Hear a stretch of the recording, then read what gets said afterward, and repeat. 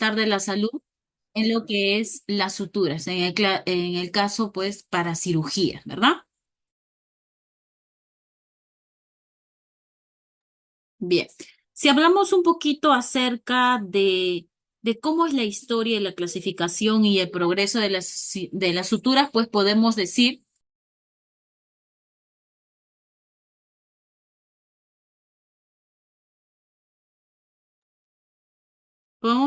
que en la antigüedad las suturas tienen origen en el antiguo egipcio. ¿No? Donde ya se usaban hilos de lino o tendones de animales para poder cerrar las heridas también, ¿no? Y así progresivamente en Grecia y Roma, en la Edad Media, en el siglo XIX, en el siglo XX, ya donde se crean los materiales sintéticos, y en la actualidad, pues que ya existen diversidades de suturas, tanto absorbibles como no absorbibles y entre otras más, ¿no? Eh, ¿Y por qué se usan las suturas en cirugía? Nos preguntaríamos ello, ¿no? Porque se requiere, pues, en un proceso quirúrgico, unir bordes de una herida o incisión y más que nada de detener también la hemorragia. Esto va a favorecer también a la cicatrización adecuada, como también la restauración de funciones y estructuras de tejidos también, ¿no? Vamos entonces a comenzar. ¿Qué entendemos nosotros por una sutura quirúrgica? Pues es una técnica que consiste en unir tejidos biológicos mediante hilos especiales, tanto suturas, para poder favorecer su cicatrización tras una incisión o lesión. Y se utilizan distintos materiales e instrumentos quirúrgicos como agujas, portaagujas, pinzas para realizar el cierre correcto de tejidos, etcétera, ¿no? Vamos a conocer también las clasificaciones de las suturas.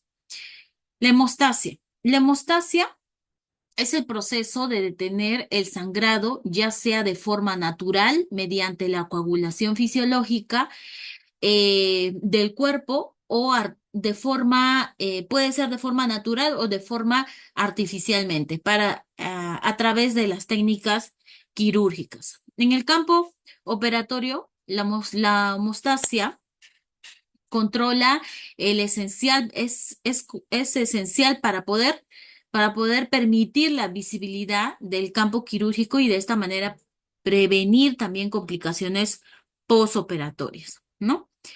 Hablamos entonces ya en un inicio de cómo es que se da progresivamente el proceso de las suturas. Si hablamos en sutura, pues todo comenzaría en la antigüedad, en el antiguo egipcio. Ya se utilizaban en ese tiempo suturas de lino, de tendones y cabello humano incluso, ¿no? Para poder hacer esta clase de suturas. Hipócrates y Galeno realizan una documentación técnica primitiva de suturas y control de sangrado. Ya para el siglo I, en Romanos, pues Celsus describió suturas quirúrgicas con hilo naturales. Durante la Edad Media, Avicena detalló métodos de ligadura y cauterización para controlar hemorragias también.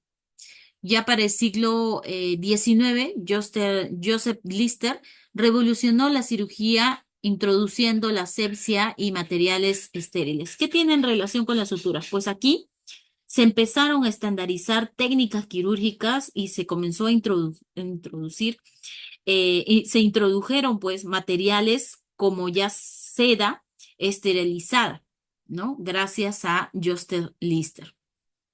Ya para el siglo XX se desarrollan materiales sintéticos absorbibles y la técnica moderna de coagulación como el que nosotros conocemos, el electrocauterio. En relación a ello, pues ya para el siglo XX también aparecen los materiales sintéticos como nylon, eh, poli- poli- polipropileno, también el ácido poliglicólico, que estos tipos de suturas llegan a ofrecer mayor resistencia y menor riesgo de infección. Ya en la actualidad existen diferentes suturas absorbibles. ¿no? Las no absorbibles, las recubiertas, antibacterianas e incluso suturas con agujas atraumáticas también, o suturas mecánicas grapadoras, que también vamos a hablar de ello. ¿Qué nos dice la Organización Mundial de la Salud acerca de sutura y hemostasia? eh, c- para llevar una cirugía segura. Promueve el uso de técnicas seguras de sutura y hemostasia como parte de la cirugía segura. Establece que el control del sangrado intraoperatorio es un indicador clave de calidad de seguridad del paciente.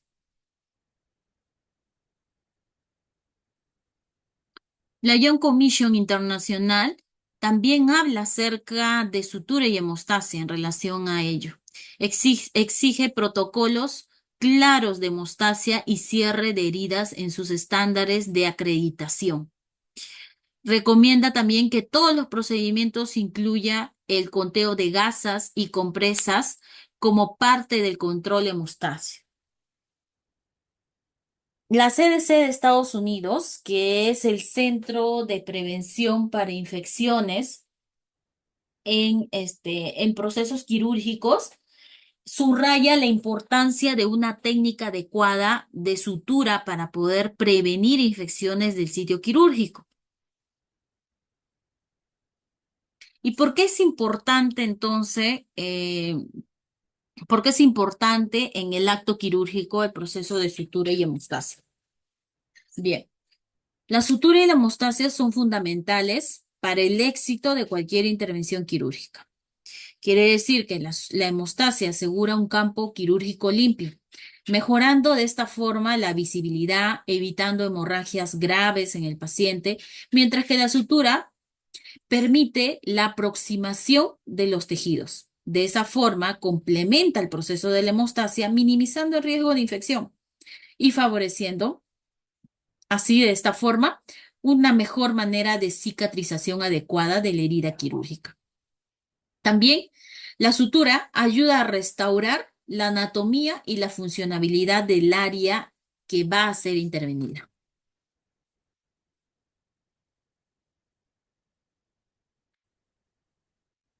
¿Cuál es el objetivo entonces de aprender las diferenciaciones, las diferentes definiciones de sutura y hemostasia? O en relación de conocer un poco más de las suturas y hemostasias. Pues controlar el sangrado durante y después de las cirugías apoya a restaurar la integridad anatómica de los tejidos, también con promover una cicatrización adecuada y prevenir infecciones. También apoya a reducir complicaciones como hematomas, seromas o desinencias también en el posoperatorio. Entonces, es muy importante, ¿no? ¿Por qué se usan las suturas en cirugías? Pues las suturas nos ayudan y permiten unir bordes de una herida o incisión, también apoyan a detener hemorragias, apoya también a favorecer la cicatrización adecuada y más que nada evita la entrada de microorganismos en la herida quirúrgica. Imagínense una herida quirúrgica abierta, pues es un caldo de cultivo para las bacterias. También, aparte, las suturas ayudan a permitir restaurar la función y la estructura del tejido que se desea restaurar.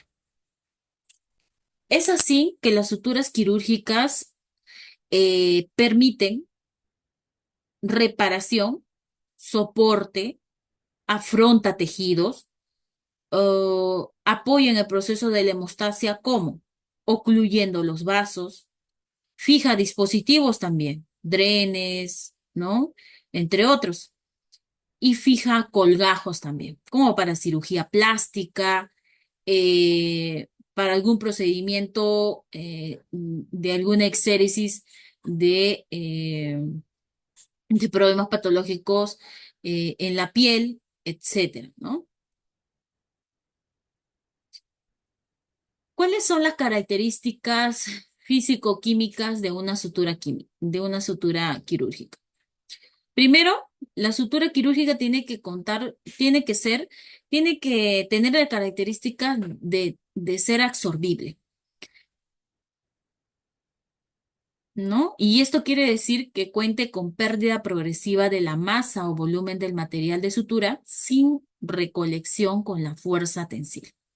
Otro es que que cuente con una fuerza de ruptura. ¿Qué quiere decir? Que tiene que contar con un límite tensil al estiramiento en el que una sutura pierde su continuidad. También tiene que contar con la característica de tener capilaridad. ¿Qué quiere decir? De la capilaridad le hará ser capaz de absorberse del líquido de la sutura. Tiene que contar con elasticidad, que es la capacidad de la sutura de recuperar su diámetro y forma después de haber sido estirada, ¿no? Tiene que contar con memoria, tiene que tener la capacidad de que la sutura llegue a retornar a su forma original después de ser manipulada. Selecciona con elasticidad, plasticidad y diámetro. Tiene también que contar con una fuerza del nudo, una cantidad de fuerza necesaria para poder causar deslizamiento del nudo relacionado con el coeficiente de fricción estático o plástico de un material también, ¿no? Que también tiene que contar, aparte de ello, pues con una fuerza tensil del nudo, ¿no? La fuerza necesaria para romper un nudo eh, del material de sutura, ya sea 10 a 40% menor de la del mismo material de sutura.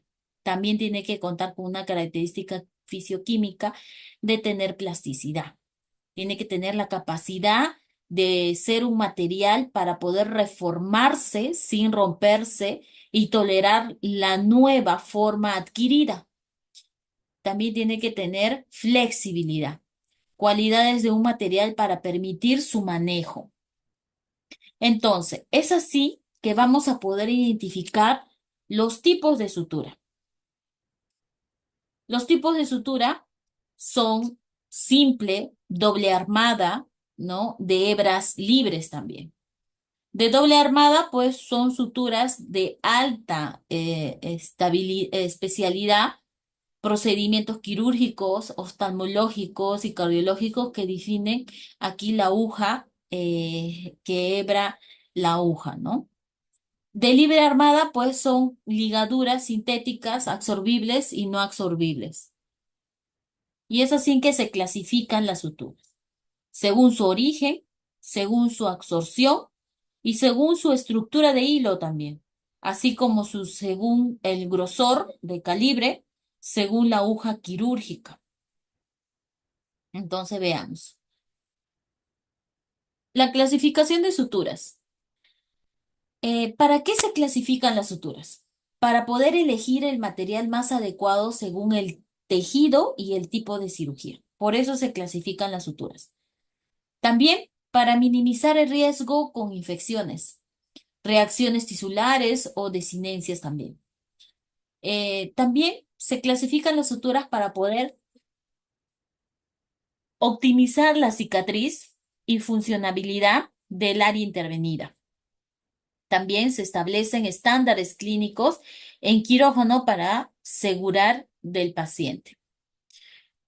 Las clasificaciones también ayudan en que al personal de salud, más que nada al personal de enfermería, ayuda a poder identificar el hilo ideal para cada procedimiento quirúrgico. Es por eso que nosotros identificamos, se nos hace tan fácil poder identificar el tipo de hilo, en la clasificación de sutura, aguja, etcétera, ¿no? ¿Y para qué? ¿Cuál es la función de cada tipo de clasificación?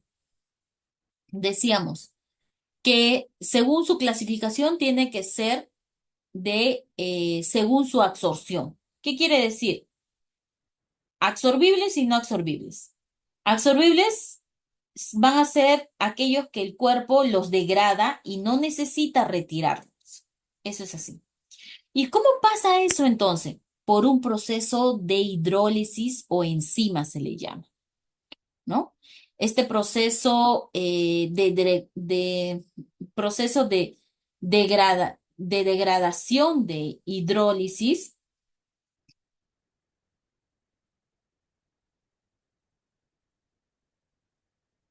Este proceso de degradación de hidrólisis o enzimas no requiere ser retirada.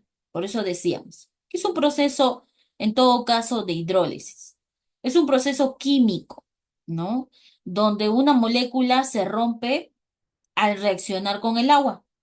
En cirugía es el mecanismo por el cual algunas suturas absorbibles se degradan dentro del cuerpo. Por eso pasa un proceso de hidrólisis o de enzima.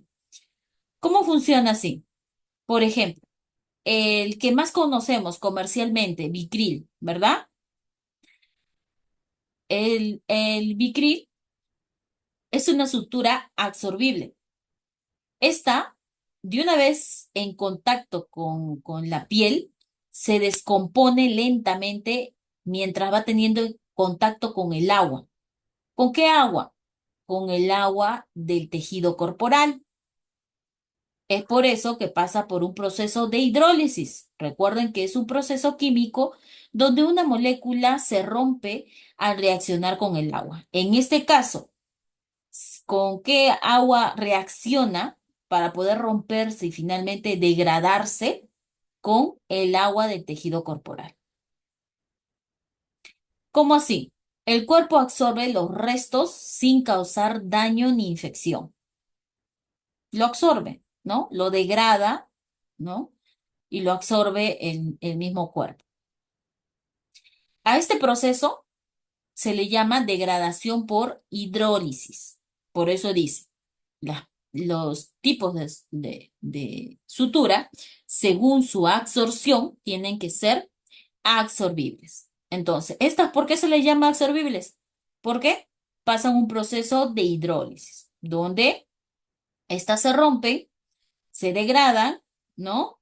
Y entrando en contacto con el agua del tejido corporal, se llegan a descomponer.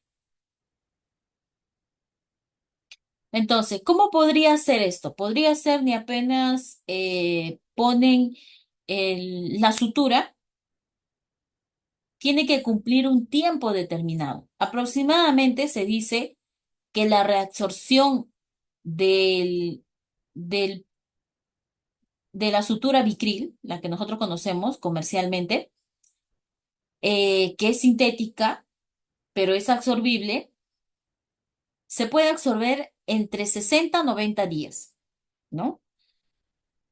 Mientras que el catgut, que nosotros también conocemos como nombre comercial, eh, este catgut, a diferencia del Vicril, es natural, mientras que el Vicril es sintética. Es natural y es absorbible.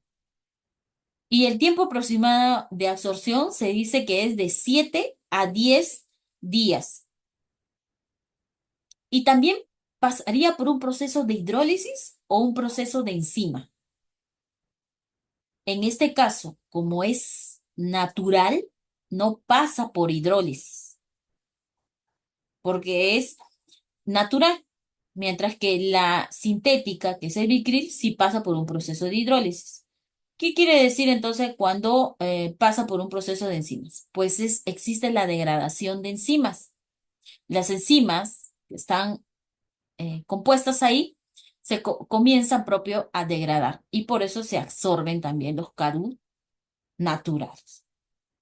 Bien, y así sucesivamente. Más adelante voy a ir explicando acerca de los tipos, el tiempo aproximado de absorción, para que tengan un poco de idea, pero para ponerles en contexto de lo que estamos hablando. Bien, las suturas naturales, como el catgut que les mencionaba, se degradan por enzimas, o sea, por un proceso de digestión biológica, así se le llama. Mientras que las suturas sintéticas se degradan por hidrólisis, por un proceso de reacción química con el agua, ¿no? Lo que les decía, se descomponen al entrar en contacto con el agua progresivamente, ¿no? Por eso es que se llegan a descomponer. ¿Qué decíamos? Podría también estar en zonas del cuerpo recomendado, las absorbibles para mucosa, porque entran, recuerden que son absorbibles porque tienen que entrar en contacto con mucosa, intestino, subcutáneo, fascias profundas incluso, ¿no? Así como el catgut crómico está destinado, por ejemplo, en cesáreas para útero, ¿no?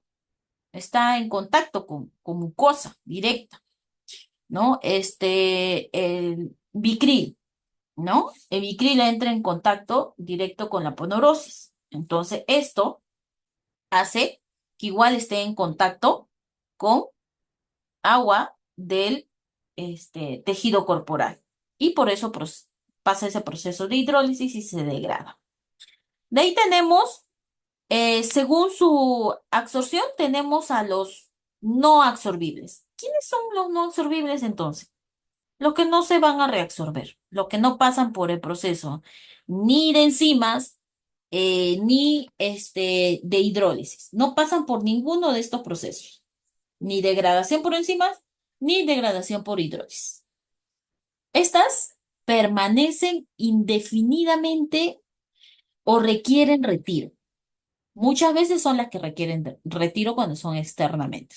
Se quedan internamente, sí, estas pueden permanecer indefinidamente hasta que puedas volver a entrar a otro proceso quirúrgico. Incluso ahí se va a encontrar el resto de la sutura que quedó al inicio, ¿no? Porque no son absorbibles. Estas, por lo general, se quedan. Si van a ser retiradas del cuerpo, piel, inmediatamente, ¿no? Pero si quedan indefinidas, puede estar ligando un vaso sanguíneo, puede estar como prótesis vasculares también,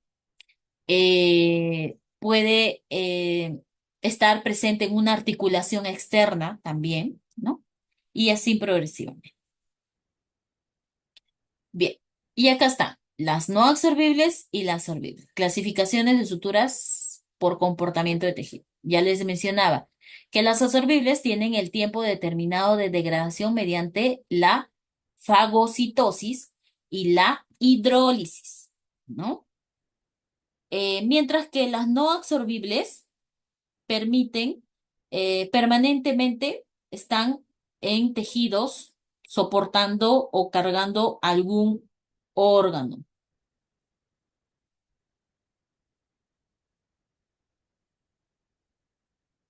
Bien, entonces, no olvidemos, ¿no? Los absorbibles tienen tienen un tiempo determinado de degradación mediante ya sea por hidrólisis, ¿no? Degradación al entrar en contacto con el agua del tejido corporal o por fagocitosis. Diríamos entonces, ¿qué es fagocitosis, no? Es un proceso mediante el cual ciertas células del sistema inmunológico comen, se podría decir en estas palabras, a partículas extrañas, como bacterias, virus, células muertas o incluso desechos. Ese es el proceso de fagocitosis. Comer células significa en griego, ¿no? Eh, ¿Y qué células podrían hacer fagocitosis en nuestro organismo? Pues las principales células que tenemos presente en el organismo son los macrófagos, neutrófilos, los monocitos, las células dendríticas, también las células del sistema retículo endotelial también. Entonces, estas principales células que yo les he mencionado son las que hacen fagocitosis. ¿Qué es la fagocitosis? Pues hacen este proceso mediante el cual ciertas células, como las que les he mencionado, tienden a comerse a las partículas extrañas, como bacterias, desechos, virus, células muertas también, ¿no? ¿Cuál sería un paso de fagocitosis en nuestro organismo si hablamos más fisiológicamente?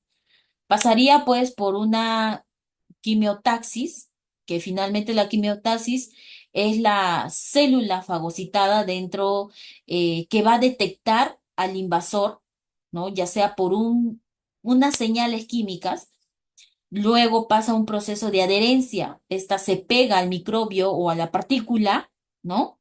esta célula fagocitada, luego pasa un proceso de ingestión, extiende su membrana y lo llega a abrazar completamente a este virus, desecho, etcétera, formando una vesícula llamada fagosoma, ¿no? De ahí finalmente pasa un proceso de digestión y expulsión. En el proceso de digestión, el fagosoma que hizo en el proceso de ingestión al momento de abrazar a este desecho, bacterias, virus, etcétera, que está en el organismo,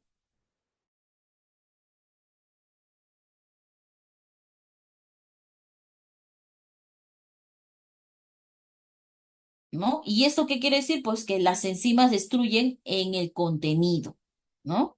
Y así progresivamente, terminando finalmente en la expulsión, donde los restos se eliminan fuera de la célula, ¿no?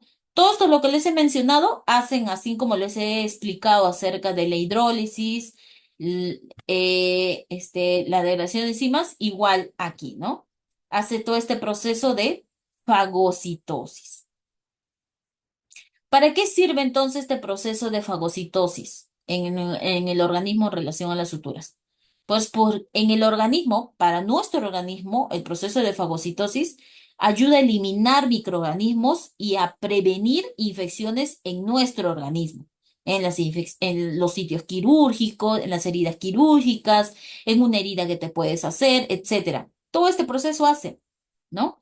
Cuando nos cortamos el dedo, inmediatamente nuestro organismo hace un proceso de fagocitosis. Es un proceso donde estas células fagocitadas llegan, ¿no? A la superficie a ponerse como una forma de escudo y esperar cualquier bacteria, virus o desecho que puedan introducirse para finalmente fagocitarla. Ayuda también este proceso de fagocitosis a limpiar el organismo de células muertas y dañadas. Esto lo hace constantemente, ¿no? También ayuda a activar el sistema inmunológico, ¿no? Está presente en antígenos o otras células defensivas también. Por ejemplo, si ponemos un ejemplo claro, cuando una bacteria entra a nuestro cuerpo, un neutrófilo, que es una de estas células que les mencionaba, la detecta. ¿Qué hace? La llega a atrapar como si fuera una bolsita, ¿no?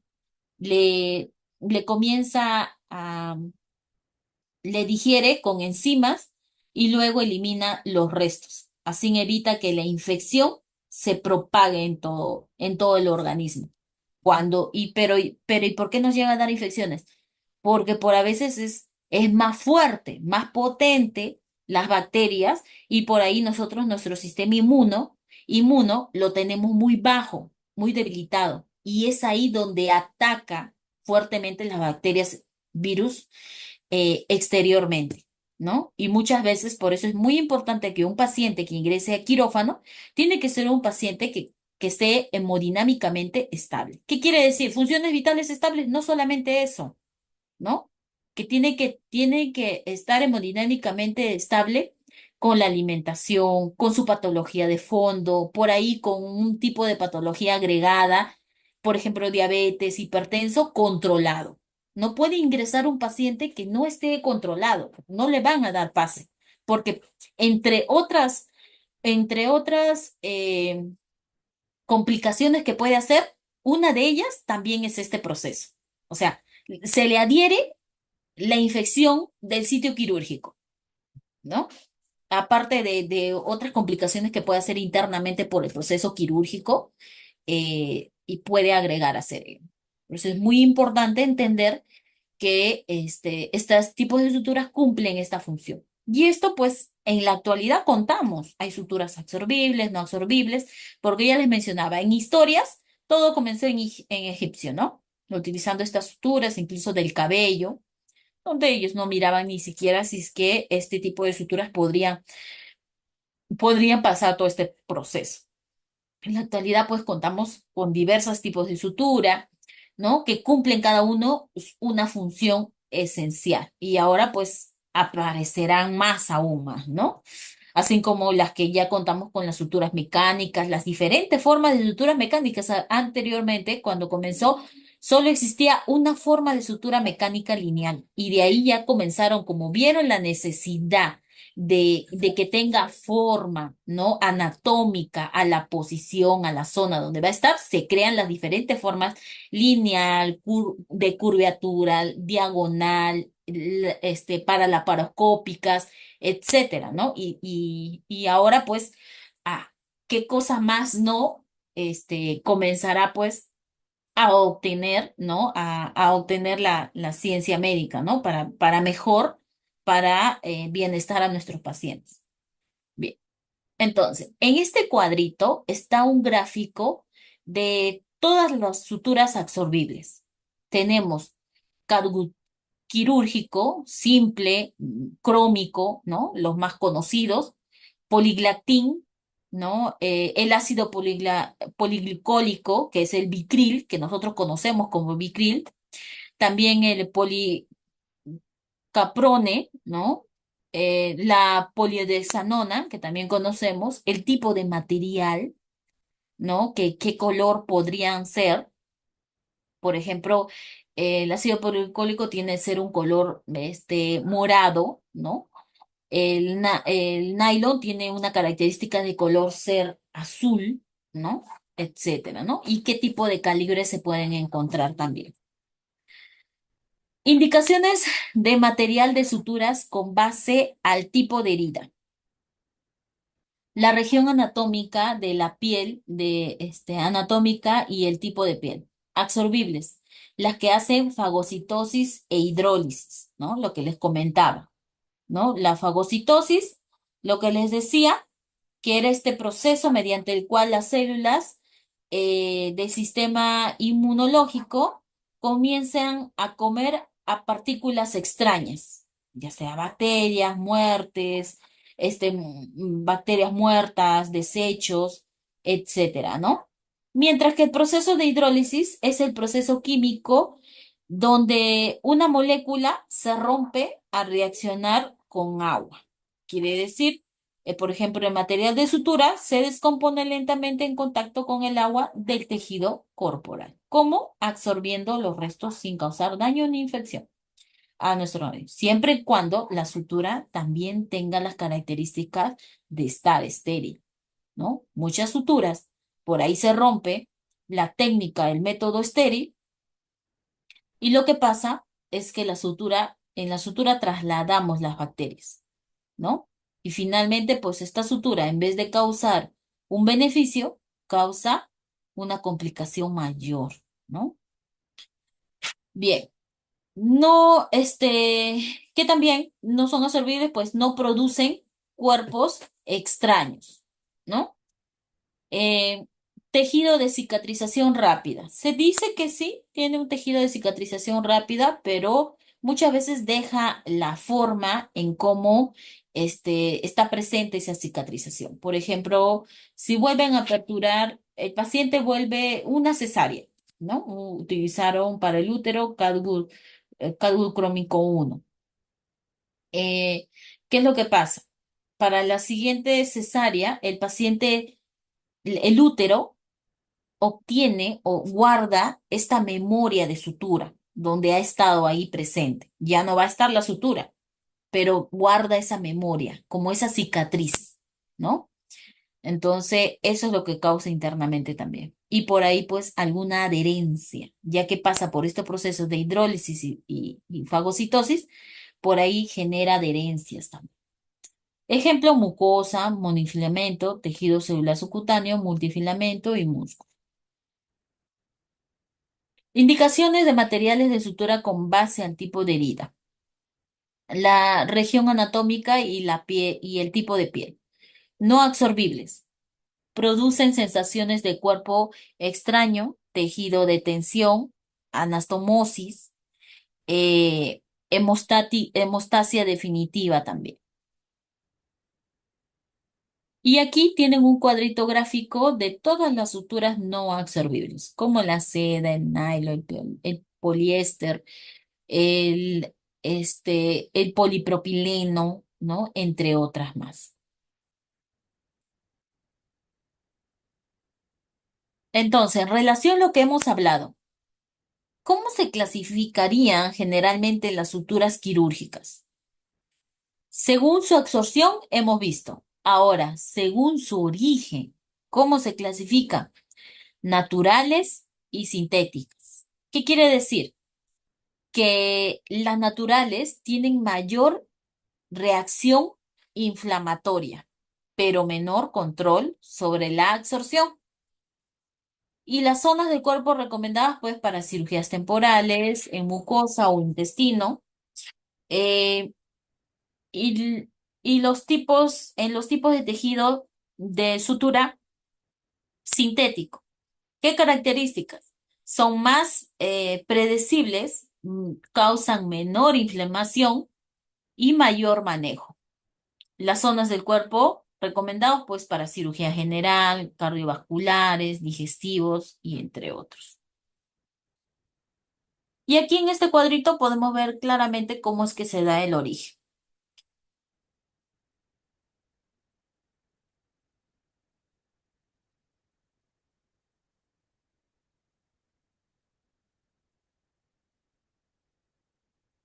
La clasificación de suturas se da por origen. Entonces, todo rige de estas tres formas de origen: animal, natural y sintético. ¿Cómo así? Lo de animal proviene de la oveja, más una reactividad tisular. De la vaca tiene menor reactividad tisular. Y de las naturales tiene un capullo, bien, procede del capullo del gusano de seda, ¿no?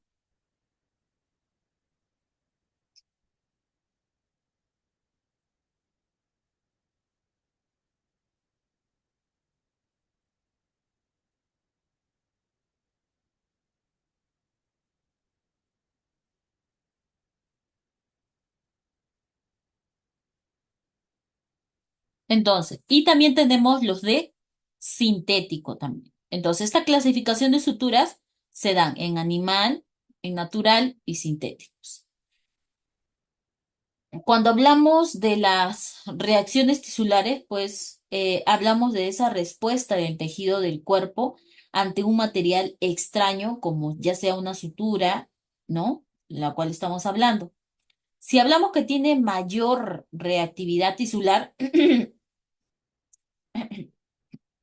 significa que el tejido reacciona intensamente al contrario con un material y esta puede causar inflamación, enrojecimiento, dolor, formación incluso de alguna materia, ¿no? Como por ejemplo, de una materia infecciosa como pus, ¿no?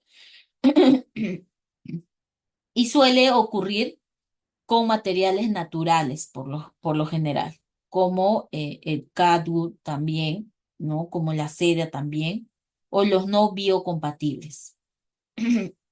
Por ejemplo, si hablamos del catwood, el catwood provoca mayor reactividad tisular porque es una proteína natural y el cuerpo lo reconoce como algo extraño, ¿no? Por eso genera una mayor reactividad tisular. Y cuando hablamos que tiene una menor reactividad tisular, pues significa que el tejido apenas reacciona o lo hace de forma leve.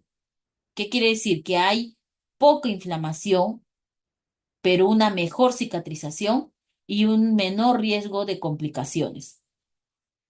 Si se logra usando materiales biocompatibles y sintéticos, ya sea como el Bicril, ¿no? El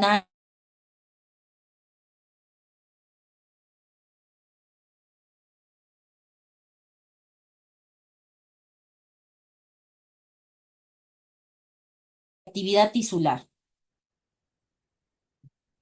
Por eso se usa en cirugía cardiovasculares o plásticas, ¿no? Por lo que no se quiere que se genere estos problemas de inflamación o problemas en la cicatrización, etcétera. Entonces, muy importante entender un poco más acerca de la reactividad tisular. El cadut tiene alta reactividad tisular. La seda, moderada. El nylon tiene una baja reactividad tisular. El prolene tiene una muy baja reactividad tisular y el vitril tiene baja reactividad tisular. Por eso no sé si ustedes se han dado cuenta, el cadut crómico viene sumergido, ¿no? Eh, en este alcohol, ¿no? Que tiene un olor bien característico. Entonces, se dan cuenta, ¿no? Es la única sutura hasta el momento, ¿no? Que he podido observar que viene sumergido en ello. ¿Por qué? Porque tiene alta reactividad tisular. ¿Y qué significa la alta reactividad tisular? Significa que esta puede causar inflamación, enrojecimiento, dolor, formación de pus, ¿no? Y suele ocurrir con materiales naturales, como el cadu, y no porque no llega a ser biocompatible. Y están así sumergidos porque lo que se quiere cuidar es al máximo, ¿no? De que no exista este proceso o no cause estos procesos.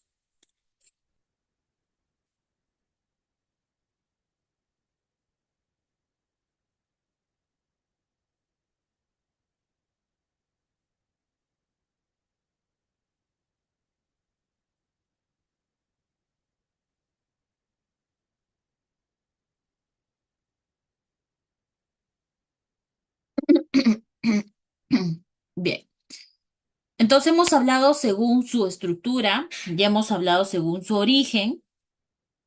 Ahora, perdón, hemos hablado según si son absorbibles y según su origen. Ahora hablemos según su estructura. ¿Qué quiere decir según su estructura?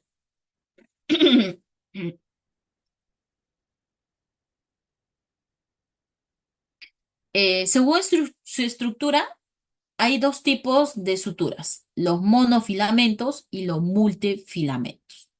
Características de ellas. Los monofilamentos tienen un hilo único, liso, menor fricción e infección y son más difíciles de manipular. ¿Dónde podrían estar? En los vasos, en la piel externa, cirugías oftalmológicas o plásticas inclusive. Y los multifilamentos tienen característica de ser trenzados, mayor resistencia, pero mayor riesgo de colonización de bacterias, ya que se encuentran trenzados. Estas pueden estar en fascia, músculo, donde se necesita fuerte tensión. Aquí tenemos. Aquí en la primera imagen podemos observar el multifilamento trenzado. Mire, así es, ¿no? De ahí tenemos en esta segunda imagen multifilamento torcido, de esta forma, ¿no? Y finalmente el sintético, el plástico, que es monofilamento. Esto no se puede trenzar, ¿no? Una hebra, una sola intención. Clasificación general de las suturas. ¿Cómo serían? Según su calibre, grosor, según la farmacopea de Estados Unidos, que tiene las siglas de USP, por tener el nombre en inglés, que finalmente es la farmacopea de Estados Unidos, lo clasifica según su calibre. Se clasifican por números, de 10 a 0, ¿no? Y ejemplo de ello, por ejemplo, 7 ceros a 5 ceros son microcirugías oftalmológicas vasculares. 4 ceros a 2 ceros, cirugía general, piel, puede ser. De 0 a 2, fascia, articulaciones, tejido con gran tensión. Y esto es importante porque permite elegir el hilo adecuado según el tejido más fino, ¿no? Para tejidos delicados, más grueso para estructuras resistentes.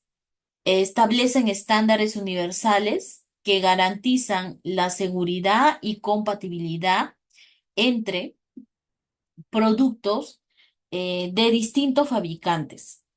Es cierto esencial para protocolos quirúrgicos, guías clínicas y control de calidad. Esto es un criterio, ¿no? Para hacer los protocolos.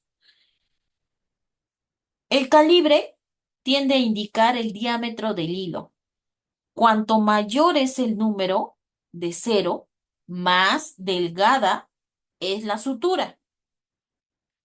Entonces, ¿qué quiere decir en relación a ello? Pues el calibre, según la Farmacopea de Estados Unidos, tiene un diámetro y un uso habitual. 10 ceros, ultra fino. Para oftalmo siempre lo vemos este tipo de sutura. O microcirugía podría ser, ¿no? Incluso 10 ceros, no, aunque 10 ceros es más para oftalmo. Y para vascular utilizan más entre 5 al 6 ceros, si no me equivoco. El 7 cero, muy delgado, ¿no? 5 cero, delgado. 3 ceros, medio. C, grueso. 2, muy grueso. ¿Qué recomendaciones de uso por zona del cuerpo se puede dar? Zona corporal, piel externa, tipo de sutura recomendada, no absorbible, monofilamento. La fascia muscular, tipo de sutura recomendado, absorbible, fuerte, ¿no? Tipo de tejido subcutáneo, absorbible, multifilamento o monofilamento también podría ser. Por ejemplo, muchas veces utilizan para gineco utilizan el catgut simple también, para lo que es tejido subular subcutáneo. Mientras que para cirugía general no desean, no usan mucho, no afrontan. Intestinos o mucosas absorbible son absorbibles y rápidos. Y vasos sanguíneos, pues no absorbibles, monofilamento. Y cirugía plástica, monofilamento finos. ¿Cómo se clasificarían entonces las suturas? Según su material, según su origen y según su estructura. Según su material, absorbibles y no absorbibles. Origen, naturales y sintéticos. Y estructura, monofilamentos y multifilamentos. Absorbibles, que se degradan y se absorben en el cuerpo. Los no absorbibles son los que su nombre mismo lo dice, no se absorben, no se degradan, no necesitan ser retiradas.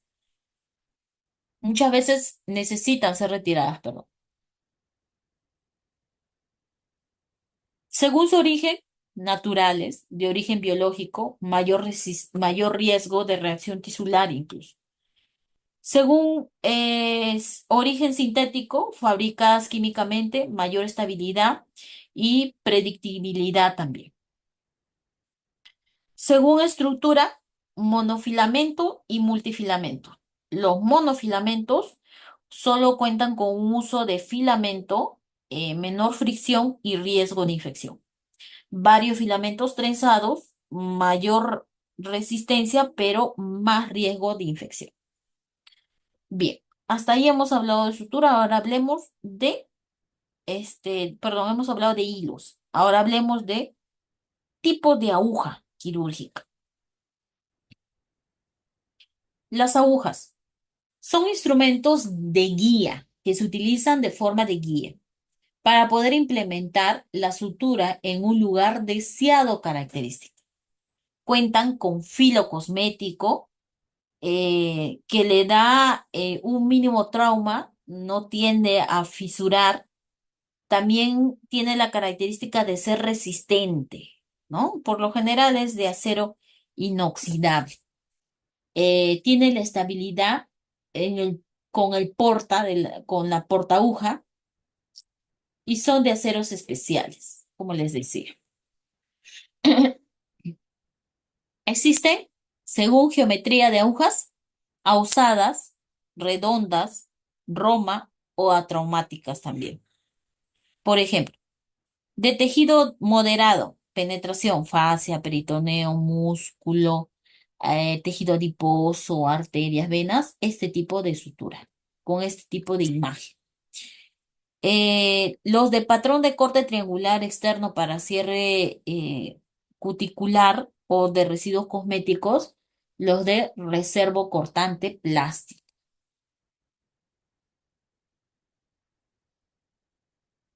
Los de tupper cutting. Estas para ortopedia y se utiliza para cierre de esternón. Tejido duro, ¿no? Patrón de corte circular para evitar el desgarre eh, al estar en tensión, ¿no? Con el hueso del esternón, por ejemplo. Otro, escápula plana, ¿no? Delgada. Tiene dos filos laterales y uno inferior, minimizando el trauma en oftalmología. Ta- Capitulada, ¿no? Escapulada. Y tenemos pues indicaciones para las suturas. ¿Cómo se lee una sutura? Pues en esta imagen podemos visualizar cómo podemos hacer el calibre. El número uno es el calibre, ¿no? ¿El calibre de qué? ¿De qué sería el calibre? En este caso, ¿no? Sería del hilo, ¿no? Es grueso. Luego, el HR, ¿no? Que son siglas en inglés, es la forma de la aguja que viene. Tenemos del tamaño de la aguja, el número 30, ¿no? Luego, el dibujito que nos da ahí como un circulito y un puntito es la punta de la aguja, en la actual, en lo que anteriormente les mostraba, ¿no? Los tipos de punta de aguja. Luego, que es de medio círculo, es redonda, ¿no? De 30 milímetros la aguja, ¿no? También tiene que mostrar un registro sanitario, un número de lote, una fecha de inspiración, un código comercial, un material de sutura, qué tipo de material de sutura es, más el nombre comercial. Y aquí tenemos claramente, ¿no? Tenemos algunas indicaciones para las suturas. Por lo general, muchas veces no se cumplen mucho las indicaciones para suturas porque por a veces son preferencias médicas, ¿no? Hay algunos médicos incluso que para piel quieren utilizar ácido purglicólico 3 ceros, 4 ceros, ¿no? Para evitar retirar, ¿no? Muchas veces no utilizan nylon. Son de preferencias más que nada, ¿no? Pero lo que sí se cumple es en dar en las características internas, ¿no? Clasificación de agujas quirúrgicas, según su forma, rectas, curvas. Las rectas tienen forma lineal, se manipulan directamente con la mano o con la pinza. El uso principal es para tejidos superficiales o accesibles, piel o cuero cabelludo, mucosa, oral también, ¿no? Curva, pues tiene forma semicircular, se maneja con portaaguja para tejido profundo, cavidad o área de difícil acceso incluso.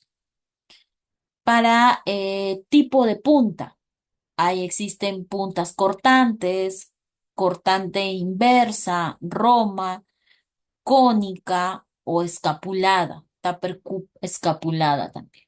Y cada una de ellas tiene una definición correspondiente. La punta cortante tiene una forma triangular o de lanza, bordes afilados para cortar. De uso clínico, piel, cuero cabelludo, fascia, tendones, tejidos duros. Mientras que la punta cortante inversa son aquellas que cuentan con filo y está en la parte externa de la curva. Tienen menor riesgo de desgarro, ¿no? Uso clínico para piel tensa o resistente, como la cara, espalda también. Punta roma son sin filo, ¿no? Son más que nada para órganos frágiles como el vaso, el hígado, tejidos fiables también, ¿no? Punta cónica, Tupper pues son cónicas con punta afilada.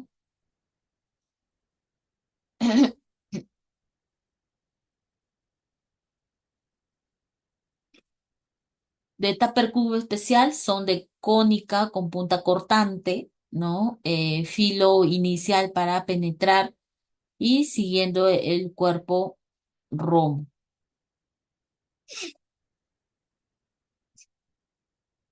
de tejidos resistentes, con poca elasticidad, como la vejiga, útero. Ventajas y elección según el tipo de tejido. Tipo de aguja, recta, curva, punta cortante, punta roma, punta cónica también. Ventaja, fácil de manipular en espacios abiertos, piel expuesta. De curva, mayor acceso a la cavidad maniobrable con portaaguja. Punta cortante, pues corte limpio, en tejido duros. Punta roma minimiza trauma tisular. La punta cónica, penetración controlada sin corte. Y aquí tenemos un gráfico de las clasificaciones de sutura y los tipos de aguja. Cortante redonda tiene este tipo de símbolo, ¿no? Esta, su punta es de forma trocar, ¿no? De un trocar. El uso es múltiple, pero especialmente para cirugía cardiovascular. Y la descapulada roma, por lo general su forma es como escápula, es una espátula plana. Evita perforaciones involuntarias y por lo general para tejidos más profundos también. También tenemos de punta de lanceta. Son agujas de forma plana, delgada, con punta y filos laterales, microfiables. Cuando hablo de fiables o de tejido fiables, eh, quiero decir que es un término que se utiliza en la medicina para poder describir un tejido anormalmente débil, blando o incluso quebradizo. Esta se puede desgarrar o romper con mucha facilidad, por eso se le dice fiable, ¿no? También de punta lanceta, como les mencionaba, la punta diamante, ¿no? Que tiene esta forma, tiene una mayor estabilidad y control de aguja debido a sus cuadros, bordes y puntas de agujas centradas. También de punta ausada. Estas son recomendadas para tejidos suaves, de fácil penetración, ¿no? Luego para reverso cortante también, ¿no? El borde cortante en la curvatura externa de la aguja permite que éste penetre mayor con el tejido duro y fibroso. Cortante convencional, pues son las agujas cortantes de sección triangular con dos filos transversales y un tercero en la curvatura interna. Lo de punta, lo de tipo de punta con este tipo de diseño, que con este tipo de patrón que ustedes pueden ver, son de mayor control para la trayectoria de agujas en tejidos muy suaves y fiables, ¿no? Estos tejidos bien débiles. Tipo de aguja quirúrgica. Entonces, habíamos mencionado recta, curvas, punta cortante, punta cortante inversa, roma, cónica o la de Tupper Cup también, ¿no? ¿Y para qué tipo de tejido podría ir? Por ejemplo, recta usada para tejido accesibles, curva usa para cavidades o tejidos profundos, punta cortante es para la forma, tiene una forma triangular, punta cortante inversa, tejido de riesgo rasca de tejido, eh, menor riesgo de rasgar el tejido, punta roma, no corta, separa fibras y es atraumática y es utilizada para órganos delicados. Punta cónica, Tupper Cup, esta separa y desgarra, separa sin desgarrar, es ideal para tejidos blandos como intestino o músculos. Entonces, en este cuadrito tenemos las clasificaciones de las suturas en resumen de lo que hemos hablado. Número de hebras, ¿no? Monofilamentos y multifilamentos. Absorbibles y de origen. Absorbibles decíamos, absorbibles y no absorbibles. Y de origen, naturales, animal, vegetal, mineral y sintéticos. Ejemplo, por ejemplo, nylon no absorbible, monofilamento sintético, ¿verdad? Así de esta forma. Número de hebras, decíamos, monofilamento y multifilamento. Los monofilamentos de una sola hebra, mientras que los multifilamentos son de varios monofilamentos trenzados, así como vemos en la imagen.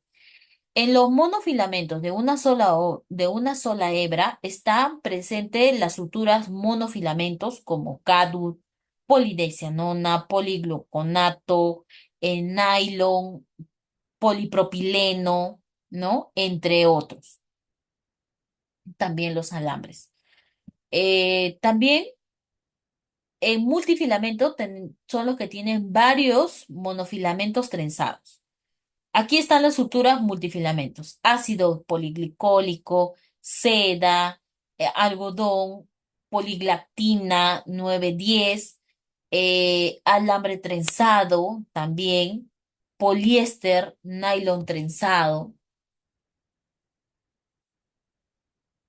Mientras que en los monofilamentos, como ventaja, tiene mayor resistencia al pasar a través de los tejidos. Tiene mayor reacción tisular, tiene mayor riesgo de infección y minimiza mínima cicatrización. Mientras que las desventajas tiene esta es de resistencia al paso a través de tejidos, reacción tisular, riesgo de infección y cicatrización. En desventajas, pues cuenta con riesgo de sufrir rupturas, dificultad de manejo, cuenta con más memoria, precisión para los nudos, ¿no? Y no se desgarran las suturas. Las ventajas, pues, cuenta con fuerza tensil, es flexible y facilidad de manejo cuenta. Aquí tenemos en general al resumen que habíamos hablado anteriormente en absorbibles y las no absorbibles. Animales como Cadu simple y Cadu crómico. Y las sintéticas como poliglactina 910, que la conocemos como Vicryl, ácido poliglacólico de hexanón 2, polidexanona, entre otros, ¿no? Y las no absorbibles, vegetal, algodón. Animal, seda, mineral de acero inoxidable, alambre, incluso suturas de titanio también. Sintético, como el nylon, el prolene, ¿no? Entre otros. ¿Y cuáles son las características de las suturas? Pues de calibre, ¿no? Grosor del hilo, al más cero, menor grueso. A menos cero, menor grueso. Y la fuerza tensil, pues la fuerza en libras que el hilo de la sutura puede soportar antes de romperse al ser anudado. También tiene que contar con capilaridad, decíamos al inicio, ¿no? Que tiene que tener la característica que permite el paso de los tejidos tisulares a lo largo de la línea de sutura. Esta, pues, multifilamento, ¿no? Mayor capilaridad y monofilamento menor capilaridad. De memoria, pues esta que tiene tendencia a la sutura a volver a su estado original. Los monofilamentos tienen menor memoria, los multifilamentos tienen mayor memoria. Reacciones tisulares, pues que el material de sutura que se emplea determinará una reacción ística también. Tiempo de reabsorción, también al inicio, como les había compartido un cuadrito, aquí lo tenemos, ¿no? Por ejemplo, el CADU simple a 10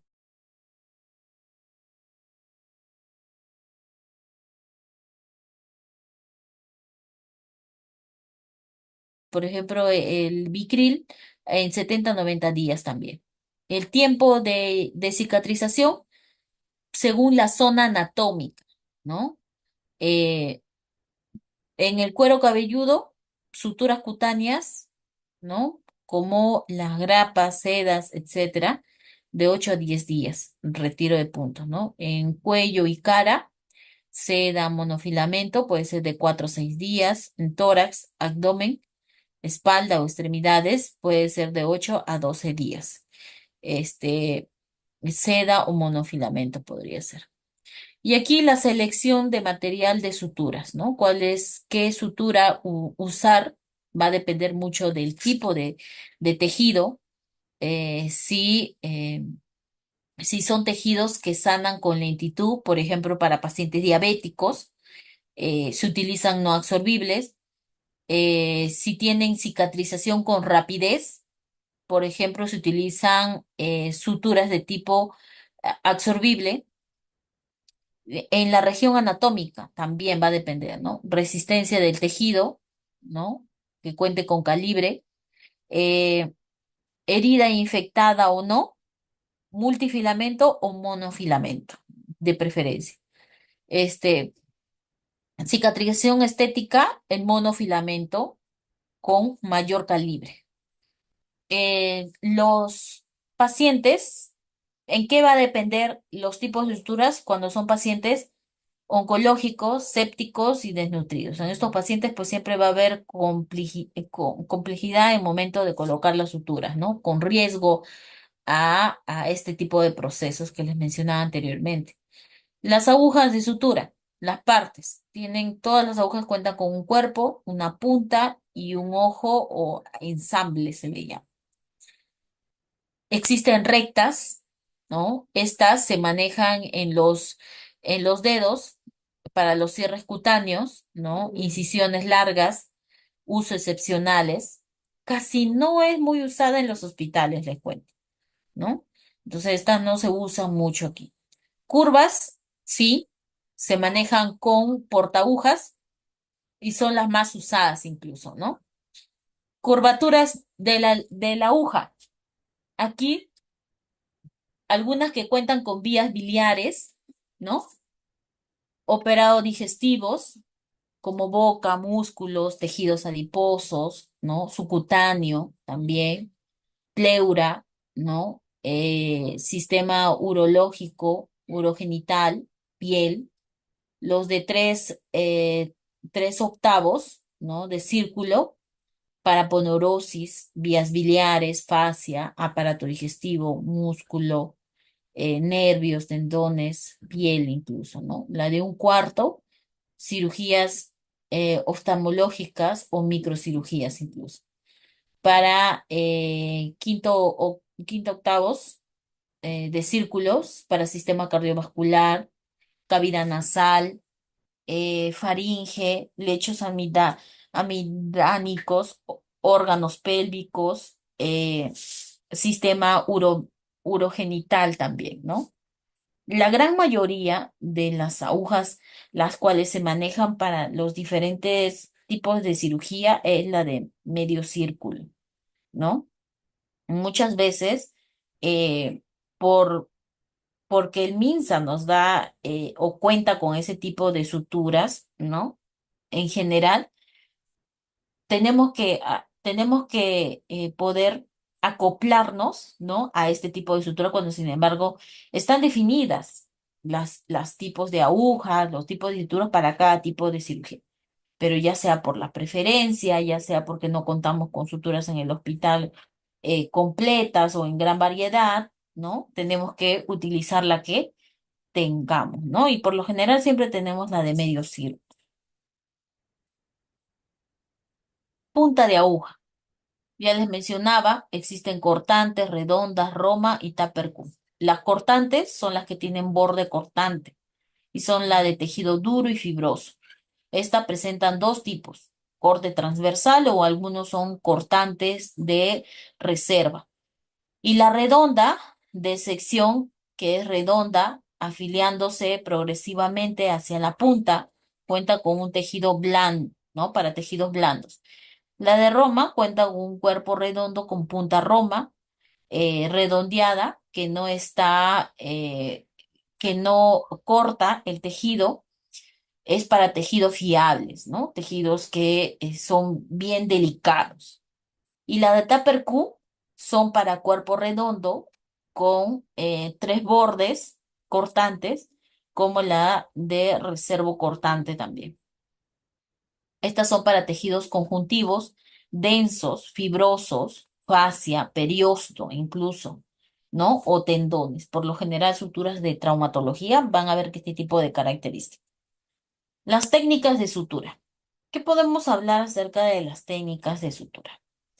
Bien, son las de método mediante las cuales se unen los bordes de heridas o incisiones quirúrgicas por el objetivo de favorecer la cicatrización, minimizar la infección, restituir las funciones del tejido y obtener un buen resultado estético, ¿no? Tipos de tejido, tensión de herida, todo ello se evalúa para que el cirujano pueda hacer finalmente la sutura. Como sutura simple e interrumpida es esta de acá, la que conocemos siempre, la que siempre se realiza para piel, ¿no? Como es cada punta, se realiza por separado con su propio nudo. Es muy segura, ¿no? Mm. De ahí tenemos esta, las suturas intradérmicas. Este tipo de suturas intradérmicas la hemos visto mucho en cirugías de cesárea. Esta es la que se realiza más ahí, ¿no? Siempre la vamos a ver ahí. Pocas veces, incluso muy pocas veces, nulo, vamos a encontrar este tipo de suturas. En cambio acá, este tipo de técnica de sutura la encontramos más, vamos a observar que realiza más el cirujano en pacientes con cesárea o pacientes con histerectomía abdominal incluso.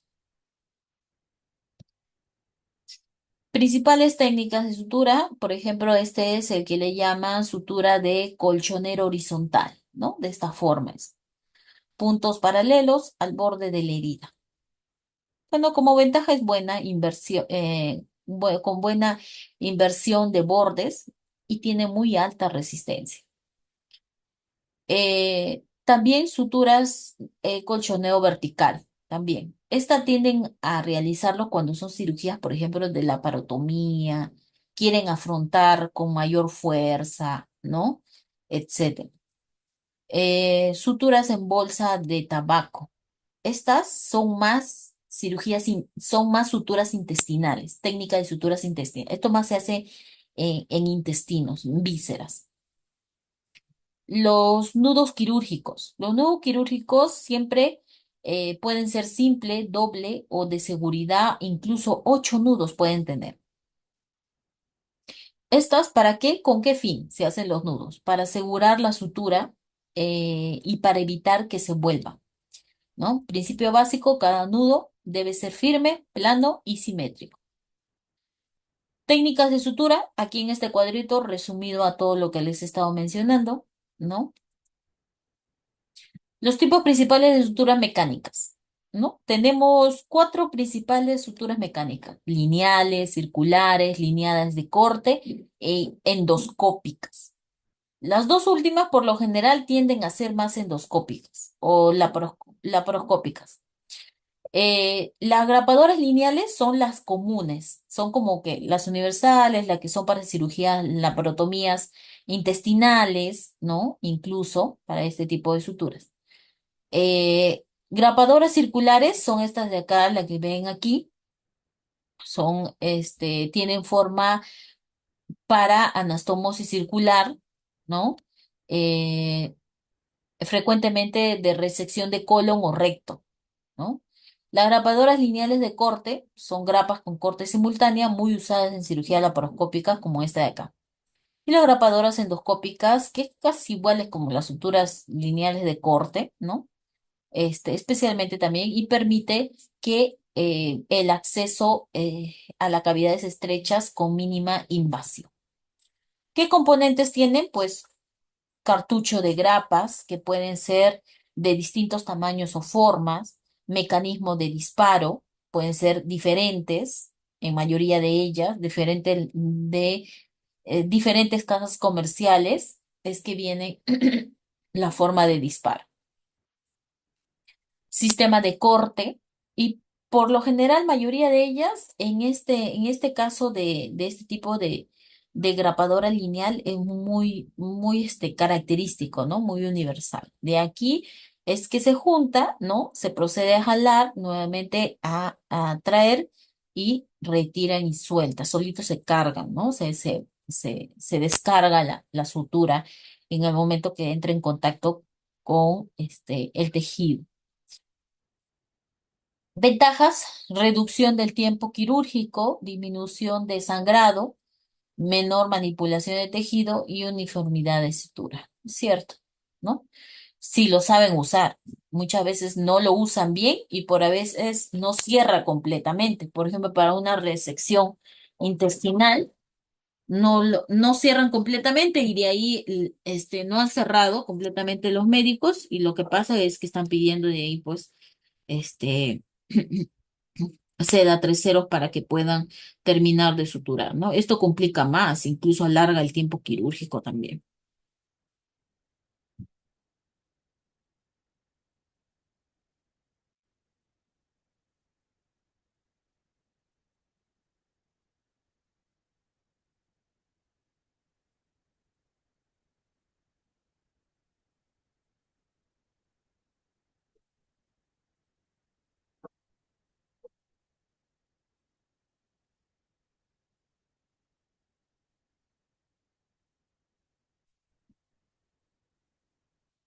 De ahí las indicaciones frecuentes, más que nada las suturas mecánicas se utilizan para anastomosis gastrointestinal, ahí se usa full, realidad. Luego para cirugías de toracotomía como la lobectomía pulmonar, también son las que se utilizan. Eh, Luego para cirugía bariátricas también son las que utilizan para manga gástrica, disminuye el tiempo quirúrgico, ¿no? Menor riesgo de sangrado también, ¿no? Luego para hemorroidectomías con grapadoras circulares como estas de aquí, ¿no? Estas de aquí, estas de aquí.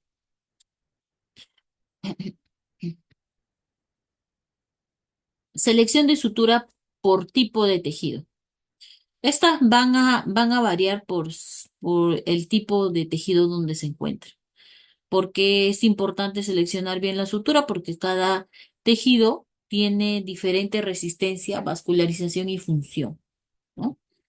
Las suturas deben adaptarse a las necesidades del tejido. Tienen que ser absorbibles con el tiempo, no generar reacciones y mantener tensión adecuada también.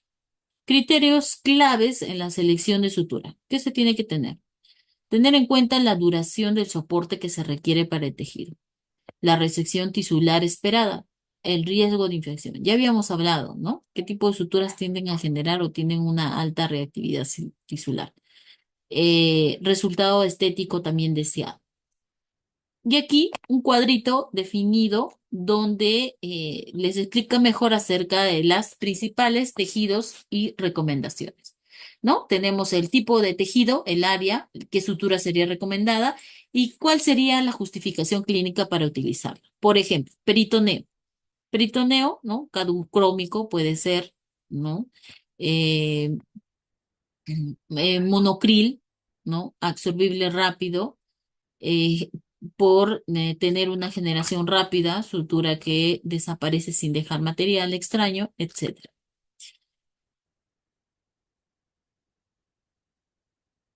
Bien, hablemos entonces del último tema, que es la hemostasia quirúrgica.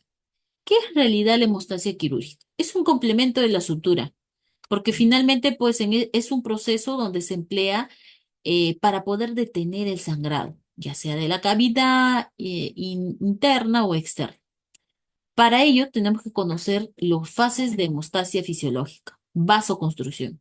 En la vasoconstrucción pasa que las paredes del vaso se contraen para poder reducir el flujo sanguíneo local. Eso es lo que se requiere, hacer vasoconstrucción. Entonces, ¿cuál sería la respuesta vascular? ¿No? Cuando ocurre una lesión vascular, el reflejo neurogénico local y mediadores químicos inducen a contracciones musculares del músculo liso. Ahora, ¿dónde está el músculo liso? Pues es el componente propio de los vasos, ¿no? Todos los vasos tienen músculo liso, entonces a ellos se va, reduciendo así el calibre del vaso y disminuyendo el flujo sanguíneo. Factores mediadores. Endotelina 1. ¿Qué es la endotelina 1? Pues la endotelina 1 es un componente, un potente vasoconstrucción producido por las células endoteliales. Y la adrenalina y noradrenalina, ¿no?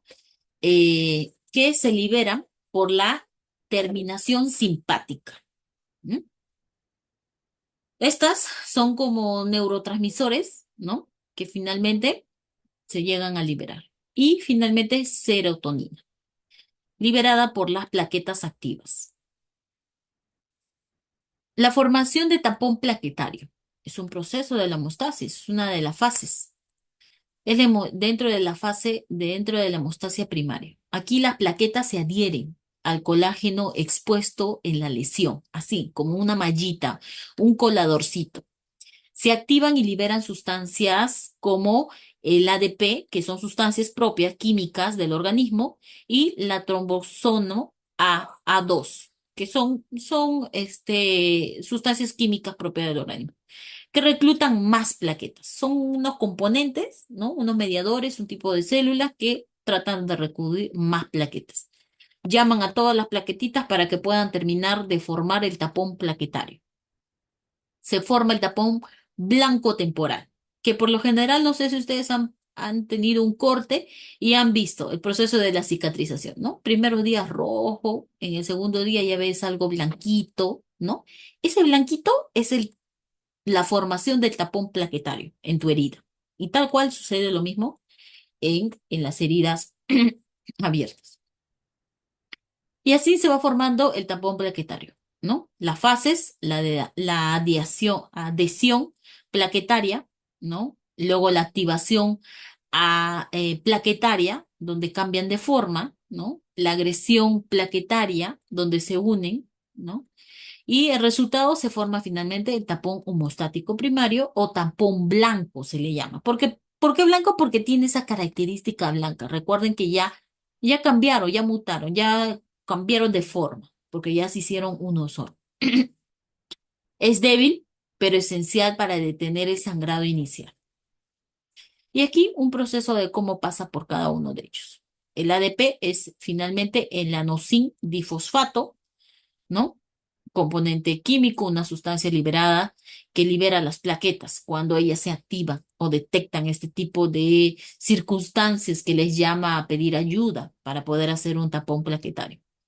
En resumen, eh, estas principales funciones, ¿no? Las cuales aquí estos componentes, ¿no? Estos de aquí mencionados anteriormente, como el factor el WWF, que es el factor de von Wieselnat, que es como el pegamento, ¿no? Es una sustancia propia de la plaqueta, ¿no? Como un tapón, como un pegamento que va a ayudar a adherir todas estas células. La adenosín difosfato, la trombosano A2, que es un químico finalmente que produce las plaquetas también, eh, glu- glicoproteína, ¿no? Que también es una puerta de entrada para esta, que es la superficie de la plaqueta, y el otro también, que es un receptor plaquetario. Todas estas forman parte del tapón plaquetario. Después de que se ha formado el tapón plaquetario, viene el proceso de la fase de coagulación, un proceso de hemostasia secundaria. Aquí se activa la cascada de coagulación, que convierte fibrógenos en fibrina, que es una vía bastante común, ¿no? Participación de factores como las protombinas 10, ¿no? La protombina 5, 2. ¿Cómo son estos factores de coagulación? Pues las proteínas son proteínas especiales que circulan en la sangre en forma inactiva y se activan en cadena cuando hay una herida, formando así un coágulo para poder detectar el sangrado.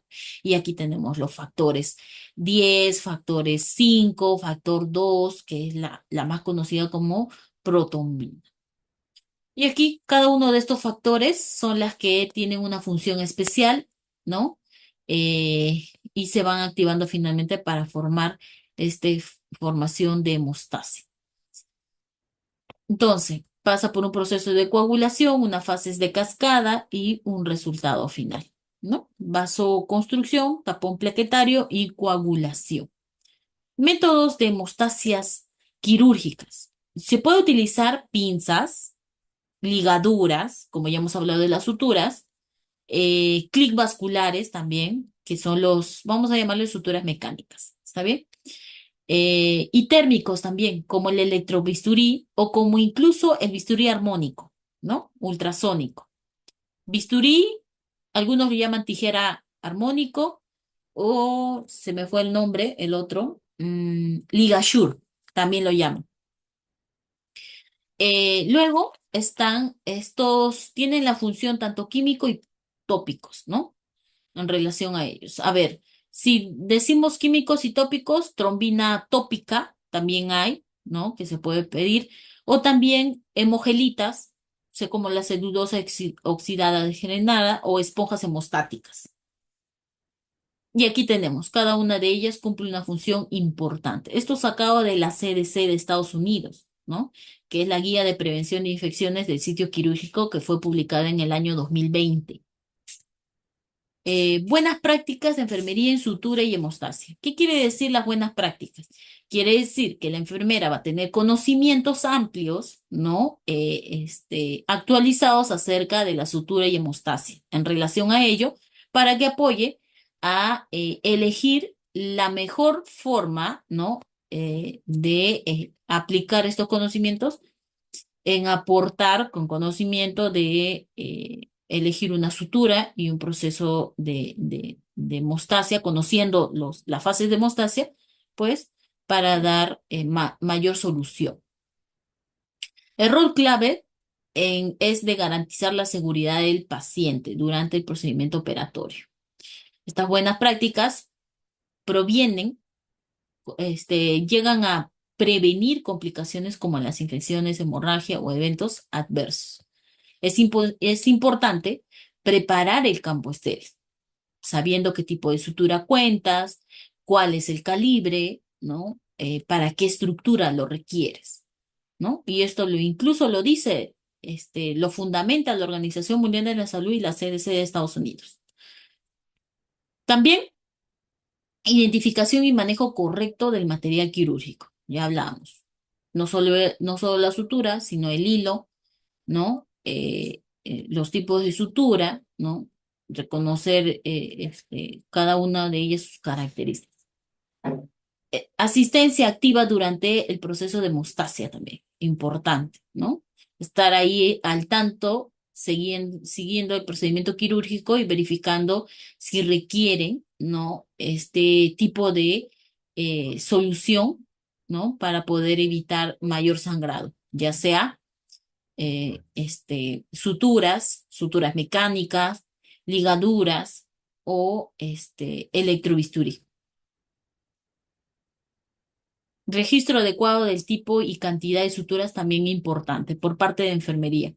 Antes de poder ingresar a un procedimiento quirúrgico, así como contamos las gasas, también se cuentan las agujas y las suturas.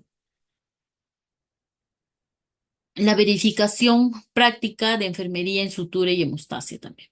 Y buenas prácticas de enfermería en sutura y hemostasia, para finalizar, pues tiene que ver en relación a la preparación del campo quirúrgico, reduciendo así el riesgo de contaminación e infección, identificar el manejo correcto del material, evitar errores de sutura o daño de tejido, ¿no? Asistencia segura durante la hemostasia, coordinar la entrega de pinzas, electrobisturí, compresas y de forma segura.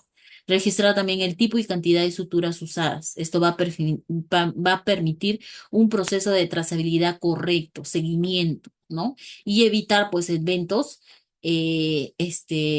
dentro del procedimiento quirúrgico. Verificación del control de sangrado antes del cierre, ¿no? Es importante que el médico, después de que ha terminado el procedimiento, realice la verificación del control de sangrado, ¿no? Esta va a ayudar a prevenir sangrados ocultos y reduce de esta forma complicaciones postoperatorias. Bien, con esto hemos terminado el tema del día de hoy. Vamos a ver si existe algún tipo de pregunta, ¿no? Para dar finalmente finalizado el tema. ¿Existe alguna pregunta, duda que tenga? Lo pueden realizar, pueden escribir igualmente en el chat